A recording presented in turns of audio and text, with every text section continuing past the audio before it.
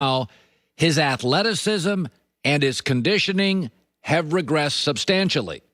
In my opinion, he's less explosive, less conditioned, slower on defense.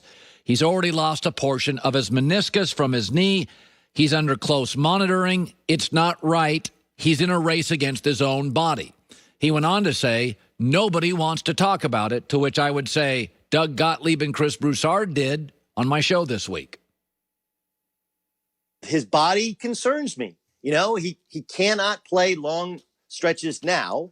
He cannot play long, consecutive games without getting hurt previously in his career. Happened at Duke, happened in Summer League, happened earlier in the NBA. Now, I know there are people in the league, people in that organization who feel like his size, his strength, his girth is a big part of his effectiveness. But I look at his history. I look at NBA history. And I say this guy's got to drop 30 to 40 pounds to stay healthy. Sometimes we have these athletes, and you see them fairly regularly. They are what I would call enjoy it while it lasts athletes. I always felt that with John Daly. His lifestyle, his body, enjoy it while it lasts. Honestly, Tiger Woods had some of that. Tiger Woods was the first golfer ever that when analysts talked about him, used the word torque. Torque is a word they use to sell trucks.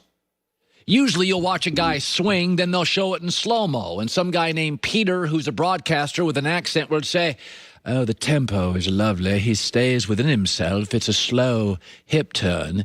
Oh, I love how he shifts his body weight. Tiger was coming out of his shoes. Tiger didn't suffer back injuries like golfer. He suffered major injuries. He was breaking stuff. Sandy Koufax, arm issues, 6 great years of a prime. Yao Ming, 7'6", 3 durable years, fell apart, issues by 25. There are just certain athletes, enjoy them while they last. I had a discussion, a lunch about a year ago when Zion was still in college.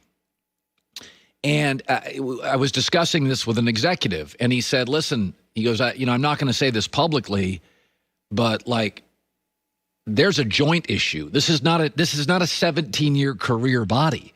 He is so violent in the way he plays and the way he explodes. This is just not going to go 17 years. It's just, and by the way, hurt in high school, hurt at Duke, hurt in Summer League, hurt this year, and now minute limits. So it's kind of depressing, but let's just enjoy it while it's really fun. Joy Taylor with the news. No. Turn on the news. This is the Herdline News. Well, let's just keep talking about knee injuries, shall we? Oh, boy. Ben Simmons left yesterday's game against the Wizards late in the third quarter with a knee injury. Simmons' official diagnosis is reportedly a partial dislocation of the left kneecap. There was no ligament damage shown on the MRI, but he is listed as out, and treatment options are being discussed. This is really bad news for the 76ers, obviously. They beat the Wizards 107-98. He had 8.6 rebounds and 4 assists in 23 minutes before the injury. That doesn't look good. I mean, look at that walk. Yes, I dislocated my left knee and tore my ACL. Obviously, I'm not saying that's what happened here. Obviously, we know that's not what happened, but because he doesn't have any ligament damage. But this is kind of one of those situations Season's over. I'm not a doctor, and I'm not Ben Simmons, and not a member of the 76ers organization, but he is out and looking at options. I mean, if you're in this situation, what do you do? Because he's going to have to rest at the very least. So they're going to be in the playoffs very soon. I wouldn't. Do you rush him back? Oh God, I would know. I mean, he's an asset. You're not, listen, this thing I feel like after what we saw from Kevin Durant, that is not an option when you're in a situation like that. No question that previous actions can dictate later decisions. Do not want to force a situation with an injury of that magnitude when you dislocate your knee. They are 2-1 the bubble in the sixth seed in the East, 1 game behind the Pacers for the 5th seed. So Ravens wide receiver Marquise Brown, Hollywood Brown, made some big changes to his body to prepare for his second NFL season. We're talking a lot about injuries and body changes on today's show. At the end of last season, he weighed 157 pounds. During quarantine, he added 23 pounds of muscle. It doesn't even make sense. He is now weighing in at 180 pounds, and he says he feels 100 times better than he did last year. Now, obviously, he is a very fast receiver as well. And slight until apparently now. Very slight, but this is interesting. While he was gaining weight, because obviously the first thing that you think of when you think of a speedy wide receiver gaining 23 pounds is that's going to affect your speed and quickness. But he was using a GPS tracker sent to him by the Ravens to monitor his speed as he built the muscle. Oh, that's interesting. So if he was putting on too much muscle in one area and slowing his speed down, he could change how he was working out. Oh, you just don't want any part of the Ravens this year. Isn't it? It's pretty remarkable that he was out there playing at 157 pounds, considering he is going up against defensive players that weigh 100 pounds more than him. Yeah, it is. But you know what? He runs a lot of deep routes so that he runs past them. Instead of getting hit by them. That helps. If you're faster than them, you don't have to worry about it. But I think it's really it makes me happy when I hear stories about people that have taken this time off. I mean, obviously this was his off season anyway, but he wasn't in camp and was in quarantine like everyone else. To take time to focus and make huge changes that will benefit you in the long term. Like this is amazing that he was able to do that. And it's not like he was in the facility working with team personnel. Like he did most of this on his own. I get emotional talking about young people who overcome stuff or have critics.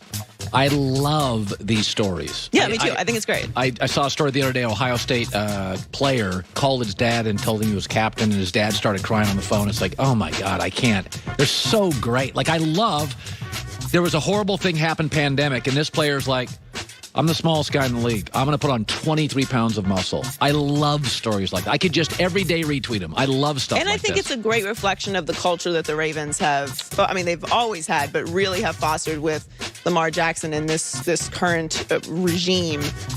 It's because this is what Lamar Jackson did, and he's the leader, and that has trickled down throughout the whole organization. His attitude and Harbaugh's attitude towards the season and growing every single year and changing your body and taking advantage of time off. Like it's a reflection of the culture of the Ravens. I'm with you. I think they're a very incredibly dangerous team this year. Finally, the Cowboys have a strong wide receiving group this season. Amari Cooper, Michael Gallup, and CeeDee Lamb. Cooper even thinks all three of them should pass 1,000 receiving yards in 2020. Possible, very possible. Poses the question of where Ezekiel Elliott would fit into that pass-heavy offense. Yeah, that's right. That's a good question. But he shut down any worries about not getting enough carries. Ed Werder was a little skeptical of how Zeke was going to fit into all that. He said, "We're all going to eat. Don't try to start that messy." Bleep, but he used a poop emoji instead. Well, McCarthy's reputation was not on the ground game. He puts it on the quarterback. So Zeke's saying, don't start that messy crap. Well, they would be the sixth team to have 3 1,000-yard receivers. It's really not that far-fetched. That this would happen. No, I mean they almost did it last year. Yeah, and I mean Gallup's a steal, and Amari will get his, and CeeDee Lamb, because they have a good offensive line. CeeDee Lamb's going to get lots. He's going to do a lot of underneath stuff, and nobody knows. He's fresh. He's new, so you don't know much about him. Not a lot of scouting tape on CeeDee. So CeeDee should start the season pretty quickly. That division is very interesting because we really don't know what the Giants are going to be this year. We pretty much assume that the Washington football team is going to struggle a little bit. If things don't go well for the Eagles, here you go. I know. And then things turn up for Dak. You're going to end up getting that contract after all. No, we'll just see. I'm interested to see. I'm not rooting either way. I think the franchise